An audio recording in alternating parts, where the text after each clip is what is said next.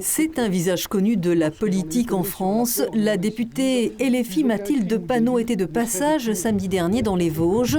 Elle a marché sur les traces d'Adiba, héros guinéen de la résistance pendant la Seconde Guerre mondiale. Un parcours débuté à l'ouest du département, dans le village de Taulincourt, où ce jeune engagé dans l'armée française avait trouvé refuge en 1941. Si les Allemands l'avaient surnommé le terroriste noir, il deviendra le chef du premier maquis vosgien près de la Marche. Il avait su aussi se faire adopter des villageois au-delà des préjugés. Ah, il en a fallu du temps pour que je les comprenne, ces villageois. Leur drôle de nourriture, leur drôle d'habitude, leur patois. Si nous sommes ici, c'est pour redire que la France n'est pas une langue. Nous partageons la langue française avec 28 autres pays. La France n'est pas une religion. Il y a toutes les religions en France, y compris beaucoup de gens qui n'ont pas de religion. La France n'est pas une couleur de peau. Il y a là aussi toutes les couleurs de peau et toutes les couleurs de peau sont françaises.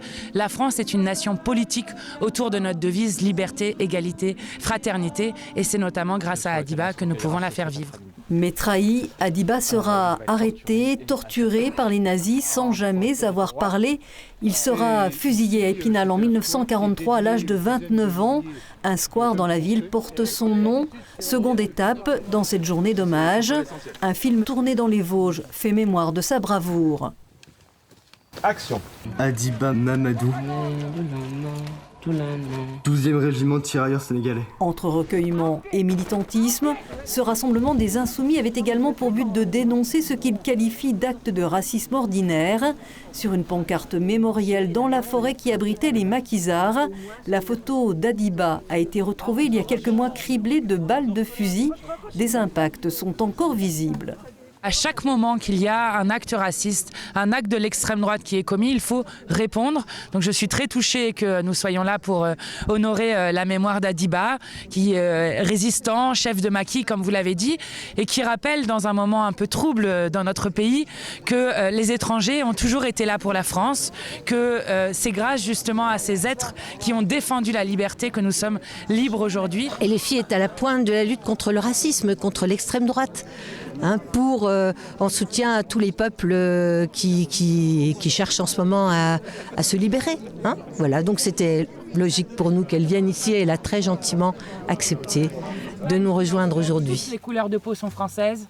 De l'histoire à l'actualité, la présidente du groupe La France Insoumise à l'Assemblée est revenue sur la crise politique actuelle et sur cette motion de censure qui pourrait, si le bloc de gauche et le RN la votent de concert, faire tomber cette semaine le gouvernement.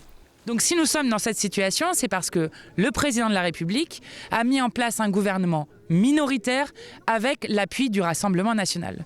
Vous avez vu aujourd'hui qu'ils essayent d'éviter la censure en se vautrant dans le déshonneur, notamment en voulant toucher à l'aide médicale d'État, en répondant aux demandes du Rassemblement national et de Marine Le Pen. Et à la fin, ils auront et le déshonneur et la censure. L'insoumise Mathilde Panot a achevé sa visite vosgienne le soir par une réunion publique à Épinal. Le prix du sang et des larmes.